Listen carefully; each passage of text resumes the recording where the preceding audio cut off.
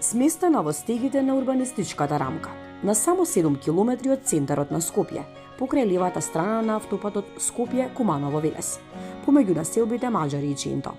Постои една мала височина или тумба, која е претворена во музеј на отворено. Дзиркајќи меѓу високите згради и многуте куќи, овој музеј дозволува да биде едвај забележан. Па така многумина кои поминуваат одовде, дури и жители на околните населби, никогаш не го посетиле. А еве зошто вреди да се дојде овде. Замислете да имавте временска машина пред вас. Дали ќе одберевте да отпатувате во минатото или ќе одберевте да отпатувате во иднината? Ние се наоѓаме овде во неолитското село, археолошкиот локалитет Тумба Маџари. И заедно со вас, со сите оние кои што ќе одберат временската машина и патувањето во минатото, ќе отпатуваме ни помалку ни повеќе, туку 8000 години пред денес. Ајде доколку сте заедно со нас, да ве поведеме на овој пат, заеднички да видиме како живееле нашите предци токму на ова место. Ова е времето кога жената како битие била на пиедестал. Пронедоците ни откриваат дека таа била вреднувана на секаков начин. Впрочем и преку божествата пронајдени како фигурини во форма на жена. Видливо е како неолитскиот уметник ја прикажувал жената како убава со многу накид и прекрасни фризури. Во оваа мала неолитска населба имате прилика да видите реплика на неолитската куќа на една мелничарка, незината соседка ткајачката, потоа домот на гранчарката и софата на вредниот каменорезец. Со помош на магистар Елена Стојанова Канзурова, археолог, виш кустос за неолит, нурнавме во древното минато и дознаваме повеќе за тоа како токму на ова тло живееле нашите предци во 6-тиот милениум пред новата ера. Најнапред овде е откриена архитектура, значи најдени се нивните живеалишта, куќите, кои што се направени од природен материјал. И во внатрешноста на куќите ги наоѓаме оние предмети кои што ги користеле во своето секојдневие. Покрај тие движни предмети, археолошки предмети, многу често наоѓаме печки и огништа, кои што секако биле важни во функционирањето на нивниот живот. Тогашниот прачовек бил многу снаодлив, појаснува Канзурова. Тоа е времето кога човекот се уште не го користи металот, не го користи железото, бронзата и значи се што направил со помош на каменот, глина, животинска коска и дрвото.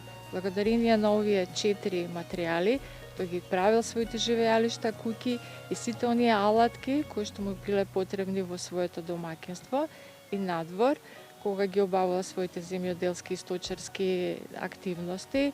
Значи, навистина предизвикуваат восхит.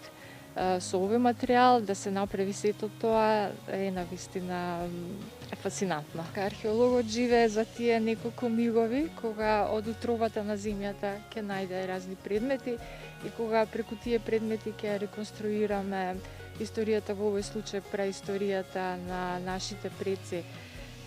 Значи, преку разните археолошки предмети ги осознаваме нивните секојдневни активности со што се занимавале, кои биле нивните предизвици. Наоѓаме разни предмети, керамички садови кои што ги користеле во домаќинството, но и во посебни моменти, а меѓу нив секако посебно се издвојуваат предметите кои што ги користеле во своите ритуални активности. Тоа се така наречени култни предмети и секако најпрепознатлива од нив се предметите познати како божицата Големата мајка. Куќата на ткајачката ни ја доловува фасцинантната мода во тоа време.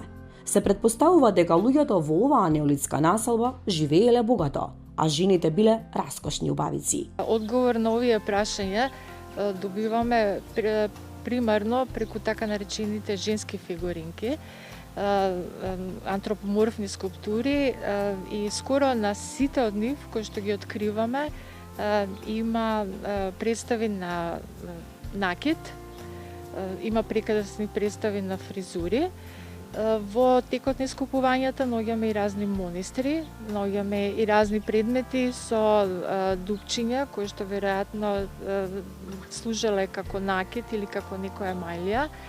Накитот го правеле од глина, го правеле од коска, камен, школка исто така, од оние школки, речни школки кои што ги наоѓале овде во околината на населбата во тоа време. Инаку впрочем Тумба Маџари во минатото било едно мало возвишение и околу населбата се наоѓала бистра вода. Тоа се остатоците од старото Катлановско езеро. Во минатото пред 60-70 години повозрастните посетители се сеќават дека постоеше Катлановското мочуриште, кој што е исушено нели од превентивни причини.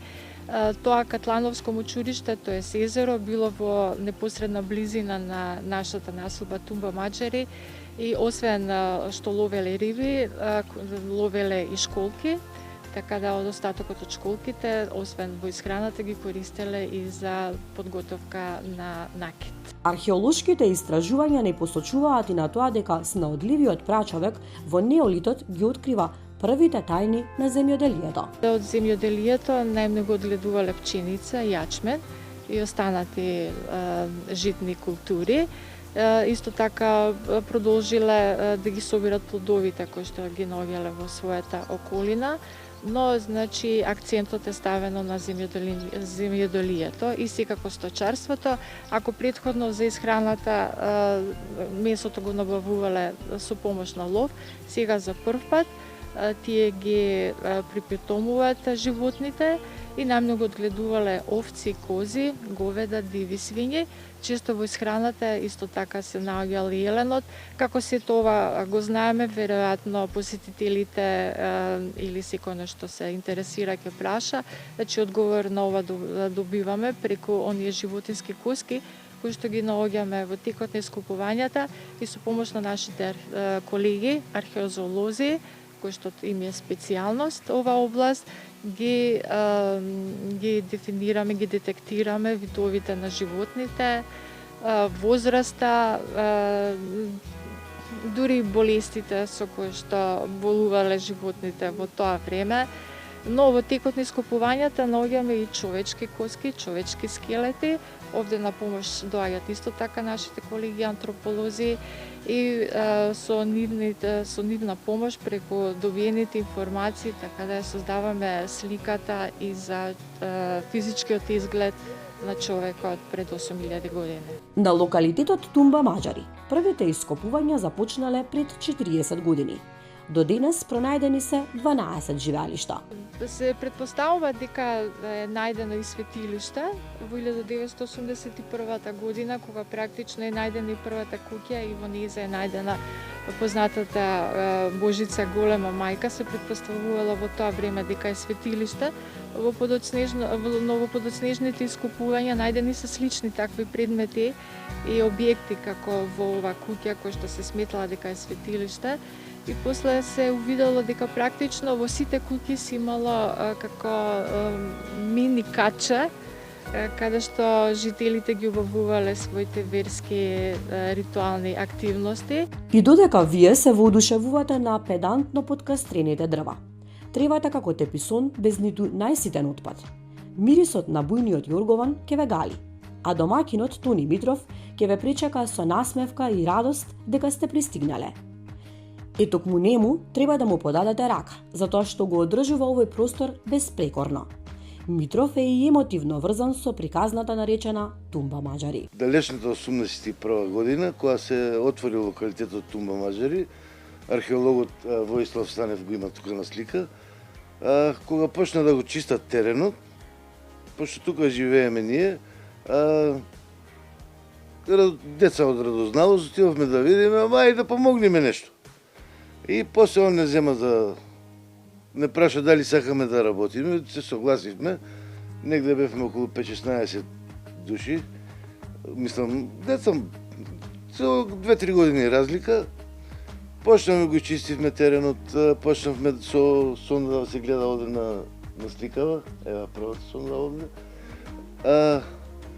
И неколку души се како позаинтересирани и почнаа да ни дават внатре во сондата да работиме, откривајќи разни садови, делови од садови и во еден момент работејќи со тие малите алатки, мистриички мали, копачи мали, нешто поразлично видовме од други работи што ги наоѓавале, па откопавме подобро нешто како човечка фигура, го викавме Воислав Станев археологот, не гушна, не...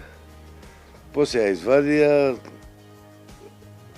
чувството е, нема, тоа треба да се доживее само, да го доживеете.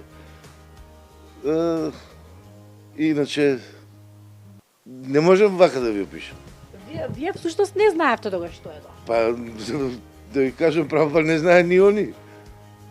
Да, и после се виде дека е по предпоставки ни по стручно нивно мислење, дека е големата мајка Крстија Божица и заштитник на домот, чувар на куќата, пошто долниот дел представува куќа, горниот дел мајката има отворна горе како оджак и со расширени раци ја шува куќата. Точниот број на жители на оваа неолитска населба не е познат.